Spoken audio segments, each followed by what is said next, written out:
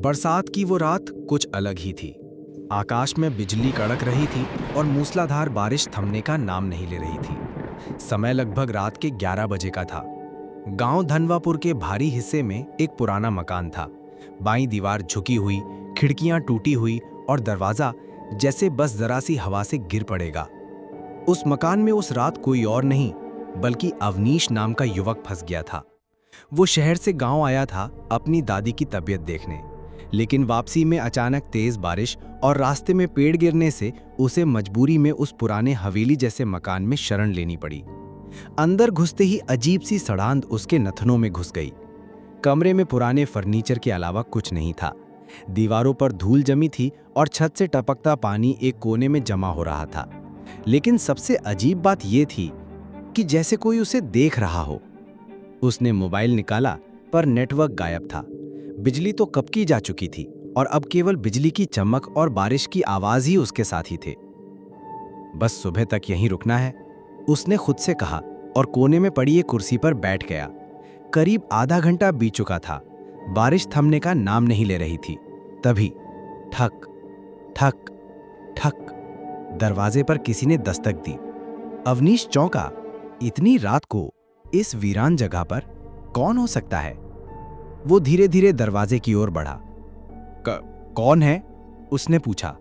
कोई जवाब नहीं। ठक ठक ठक अब की बार जोर से खटखटाया गया। उसने धीरे से दरवाजा खोला। कोई नहीं था। हाँ, बारिश अब भी जारी थी, लेकिन सामने सिर्फ अंधकार और भीगा हुआ आंगन था। वो डरते हुए वापस मुड़ा।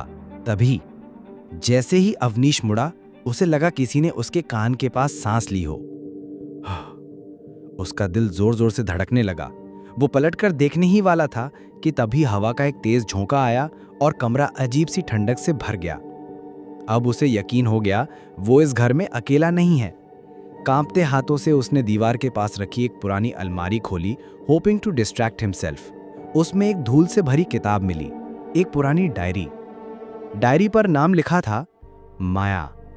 पन्ने पलटते हुए उसकी नजर एक तारीख पर पड़ी, 5 अगस्त 1985। ठीक आज ही की तारीख, लेकिन 40 साल पहले। आज फिर बारिश हो रही है। राजीव नहीं आया। मुझे लगता है वो कभी नहीं आएगा। मैं इस घर में हमेशा के लिए अकेली रह जाऊंगी। अगर वो नहीं आया तो मैं इस बारिश में, इसी घर में अपना अंत कर दूंगी। अवनीश की सांसें रुक गईं। वो समझ गया कि ये वही माया है जिसने इस घर में बरसों पहले आत्महत्या कर ली थी। तभी एक जोरदार बिजली चमकी और उस बिजली की रोशनी में उसने देखा एक औरत की परछाई खिड़की के पास खड़ी थी। लंबे बाल, सफेद साड़ी और चेहरा ढका हुआ। अवनीश डर के मारे जमीन पर गिर पड़ा। कौन हो तुम? उसकी आवाज कांप रही थी। औरत ने धीरे धीरे चेहरा उठाया।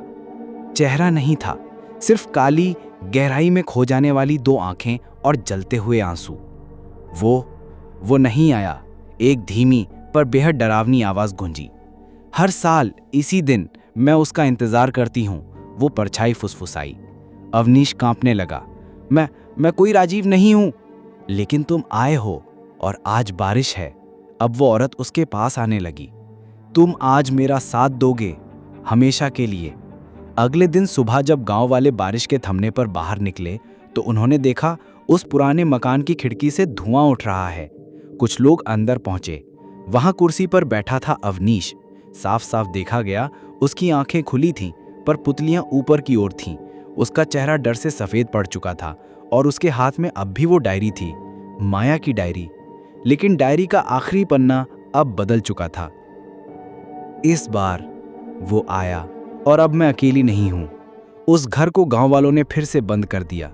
कहते हैं हर 5 अगस्त को जब बारिश होती है तो उस घर की खिड़की से एक औरत झांकती है। अब वो अकेली नहीं है, अब वो और भी लोगों का इंतजार करती है। क्या आपने कभी बरसात की रात में किसी परछाई को देखा है? अगर हाँ, तो जरा सोचिए, कहीं वो माया तो नहीं? क्या आप भी माया के घर जाने की हिम्मत रखेंगे? कमेंट में लिखिए, मैं जाऊंगा।